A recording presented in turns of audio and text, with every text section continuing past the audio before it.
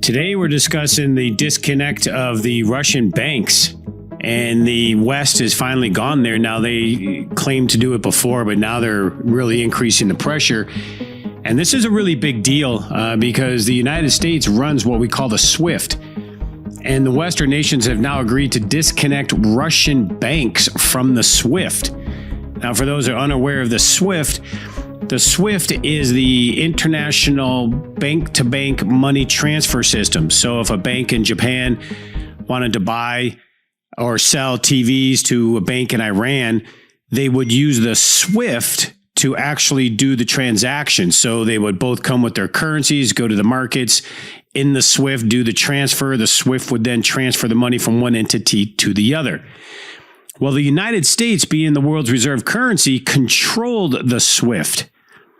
And that's a big deal because if you didn't do what the United States says, they would threaten to disconnect you from the SWIFT. And if you were disconnected from the SWIFT, then you couldn't really do business or trade globally. So it was a really big deal, and every country had to listen to the U.S. It was a way we would blackmail people, extort people. I mean, just call a spade a spade. And I remember back in the day with Barack Obama, when he threatened a French bank for doing business with Iran, and he basically blackmailed them, said, I'm going to cut you off of the SWIFT if you don't pay like a $2 or $5 billion fine. And of course, the French bank had to pay the fine because they couldn't be cut off from international trade. And no more than 2-3 weeks later, I mean, you can't make this stuff up, but no more than 2 or 3 weeks later, Barack Obama goes and does that major deal with Iran where he unloads pallets of cash and gives them billions upon billions of dollars. I mean, really, if I was the French bank, I would be furious. But you see, the SWIFT controls the world. Well, it did. And ever since the United States has instigated this war with Russia, and don't kid yourself, I get stunned when people think that Russia is the one that invaded Ukraine. It's actually the United States and Germany, the Nazis, that actually provoked it. They're the ones that broke the Minsk agreement and Minsk II agreement. And those were agreements going way back. I mean, really way back to the fall of the Berlin Wall with Gorbachev. And the only reason Gorbachev gave Eastern Germany back to Germany is he said, listen, I'm willing to do this as long as you give me a guarantee that NATO will not expand weapons and forces east, threatening Russia. Of course, we in the West said, oh, absolutely, we won't do that. And James Baker back in the day, oh, absolutely, we won't do that. And of course, we in the West are such liars because I'll tell you why. It's not because, Putin bad, Russia boogeyman. What the real reason that the West would love to take over Russia and stick in their corporate minions is because Russia has $70 trillion in natural resources. They are self-sustaining. They have not only oil, gas, but they have gold, silver, huge amounts of silver, which you better get gold and silver if you don't. I'd get with Cornerstone Asset Metals if you have not. But they have rare earth minerals. They are actually self-sufficient in producing their weapons, where the United States needs a lot of that mineral from the East. So the West wants to get their hands on the $70 trillion in natural resources in Russia. So if they can bust Russia up, take down the Russian government, stick in the corporate minions over there, we can start controlling the resources. And don't kid yourself, that's the real reason that we're doing all this. So we lied, we broke the agreement, and we've been expanding NATO east with these countries ever since. And then they get to the point where it comes to Ukraine in 2014. Of course, Obama and the alphabet soup agencies from England and the United States overthrew Ukraine president. Talk about, getting involved. That's what amazes me. Listen, I love my country. I'm an Army war veteran. I get it. But I just can't stand the lies and the corrupt. We're the ones doing it. Most of the bad things in the world. It's astounding. But We go in and destroy Ukraine. Of course, we've been doing this to Ukraine since day one. I mean, we've been annihilating Ukraine back and forth since World War II. Tens of millions of Russians died in World War II because of the West, Germany, and the Nazis. So what in God's name does anyone think that Russia is going to allow the Nazis to be right on their border and America and Germany to put weapons right on their border? Who thinks that's even rational or logical? So we've been breaking the treaties, breaking our word, keep moving NATO east. Ukraine was a line in the sand, red line, because Ukraine was really the only nation separating the West and the East because it's flat. It's all farmland. Actually, Ukraine is the wheat breadbasket of the world. Between Russia and Ukraine, they supply a vast majority of the world's wheat. And yet here the United States are giving depleted uranium bombs to Ukraine. So they're radiating and nuking the land that grows the wheat for decades to come, mind you. Oh, and we're giving them cluster bombs now, which I think are illegal with more than 100 countries. And we're saying Putin's bad? But the point is, we're breaking our rule. We're breaking our ethics, our moral, which I don't think we have any, but we're the ones doing it. So Ukraine was a line in the sand because Russia could never allow the West to put weapons in Ukraine because they could roll right into Russia within no time. So that's why Ukraine was always to remain neutral, no weapons. Except in 2014, when Obama and them overthrew the duly elected president and they put in their puppet to be friendly to the West, they then installed Nazis, neo-Nazis, America. I thought these were people we weren't supposed to like. So for all of you that actually support Ukraine, you should be embarrassed because you're supporting Nazis. That's who the Ukrainians are. Well, the army part of it anyway, and a vast majority of the government. I mean, it's as evidentiary. It's not like it's some theory. We know. You could see it, we have videos, we have photographs. We just know because we're the ones that installed them there, the CIA. And so we've been training up the Ukrainians. We've been putting in weapons. We've been giving them weapons to get ready to do this and to instigate the Russians. And then we started getting the Ukrainians to bomb and kill the Russians in the eastern half of Ukraine, which were ethnic Russians, Russian-speaking Russians. It was always Russian territory. I mean, I don't care what anybody says. Ukraine's always been pretty much Russian territory. But these were Russians. Now, the Ukrainians call them terrorists, but they just weren't. The Ukrainians were the terrorists.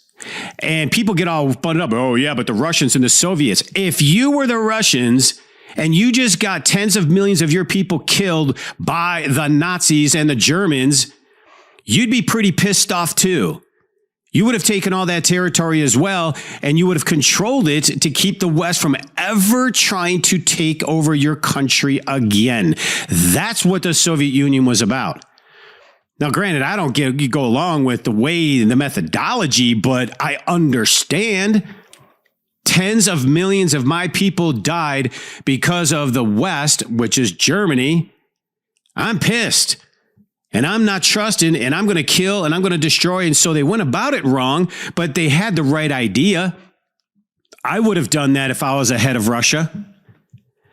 So here we are today, all this time later. We were never supposed to expand east. We made this Minsk agreement. Germany and Russia made this agreement a long time ago.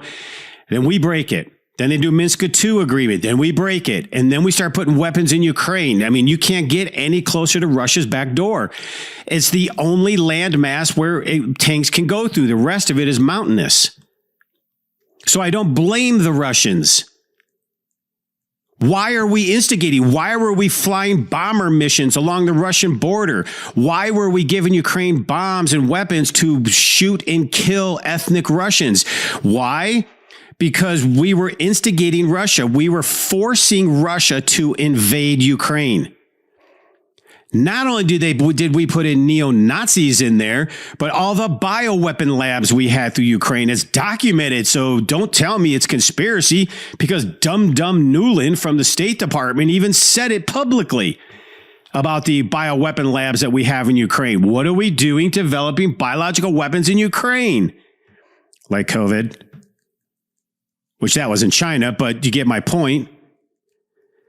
So we forced this. Russia knew they had no choice. If they did not invade, we would have been putting weapons right on their border and probably invading them or causing something down the road. It just would have happened. Russia told us they tried to get peace. They said numerous times, just give me guarantees that you won't put weapons and you won't arm Ukraine and everything was fine. And we would not do that. Now, Trump did. Trump basically said, don't do it, we'll blow you up. But Trump also hated NATO righteously. And Trump also would never have done this. So everything was fine. As soon as Biden gets in, the very first thing he does is pick a fight with Russia. And I contended back in 2016, that was Hillary's job to get in and go to war with Russia. And it got delayed because Trump got in.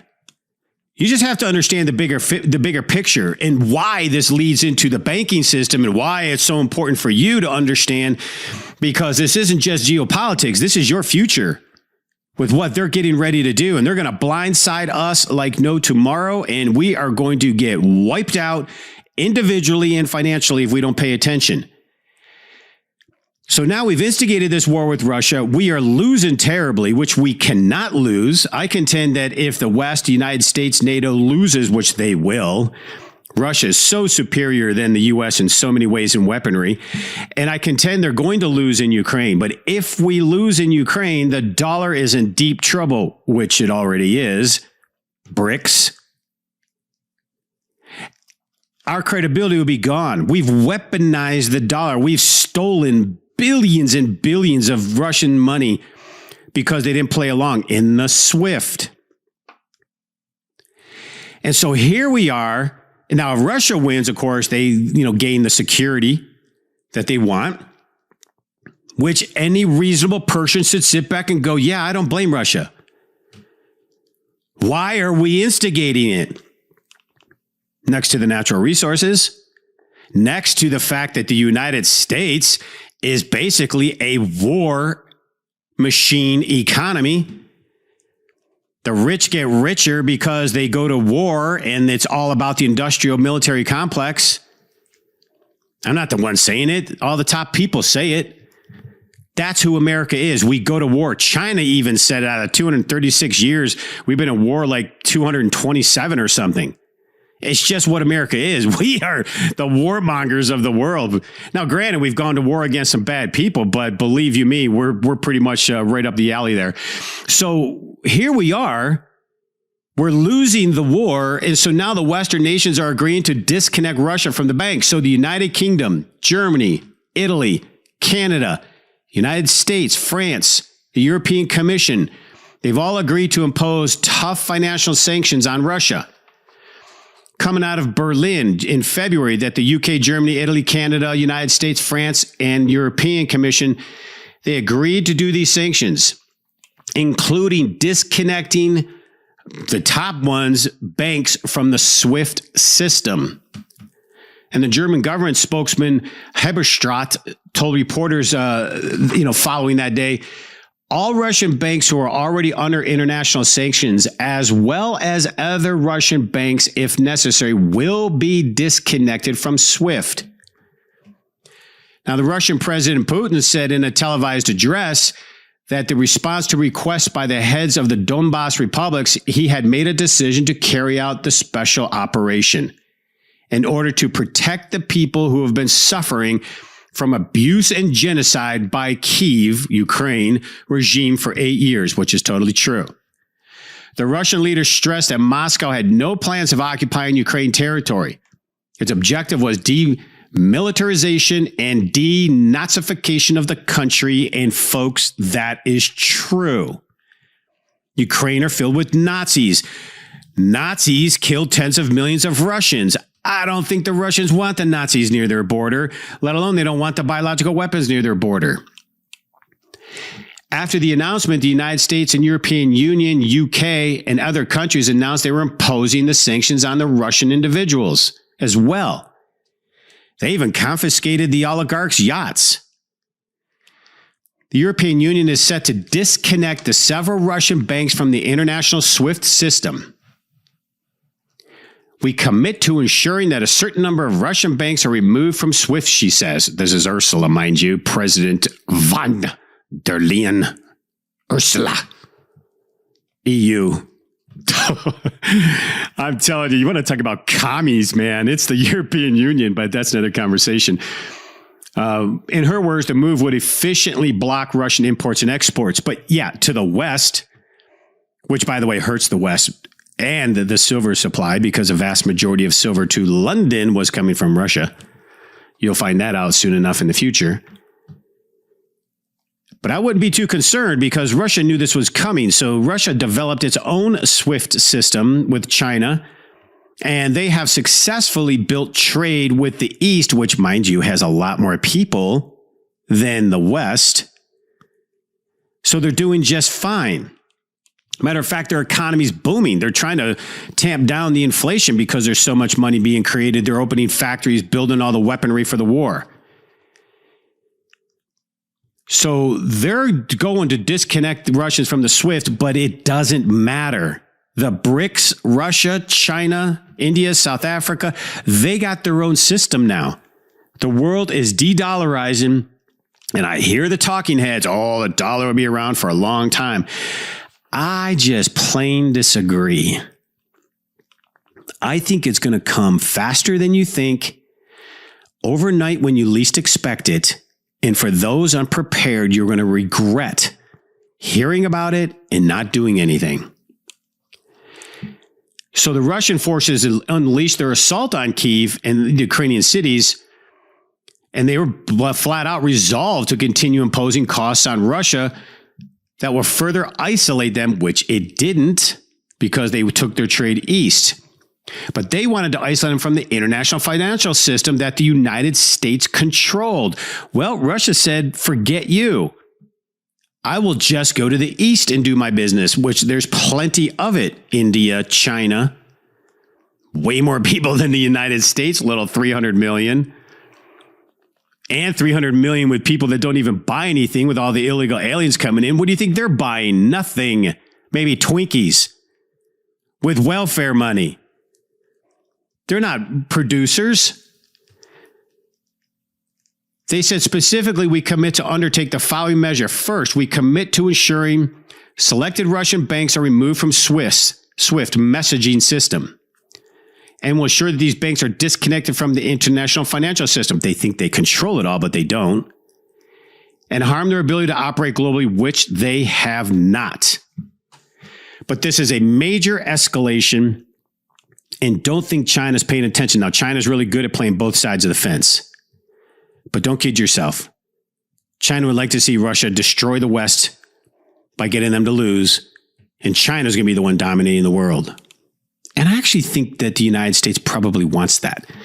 There are plenty in the United States that are little, lover boys to China. A lot of our politicians are bought off and paid for by the Chinese, let alone academia and Hollywood. So this is a really big deal, but Russia knew it. They're major gold producers. They're the BRICS, Russia, China, they're going to come out with a commodity-backed currency. And a lot of people say, oh, it's going to take forever. Don't worry about it. It's not a big deal. I say it's huge. And I think the amount of division they're fomenting in the United States, the social division, all this is on purpose. They just want us arguing, fighting. They want the left and right hating each other. The left are just brown shirt commies, queers, perverts, hate the Constitution, and then you got the right that are patriot, constitutional people. Just leave us alone. We like our nuclear family and stay the blank away from my children. Problem is the left couldn't hold for 2 minutes against the right in this country. The right is a lot of the ex-military Bravo, or not Bravo. The left are the Bravo males, or are they Bravo boy girls? I'm not sure. But the patriots, you're talking about alpha males, boys and men that are strong and fight. You're talking about cowboys, military, rednecks, gangbangers, even though they vote Democrat if they vote at all. But when it comes down to it, believe me, they're on our side because nobody's taking their guns either.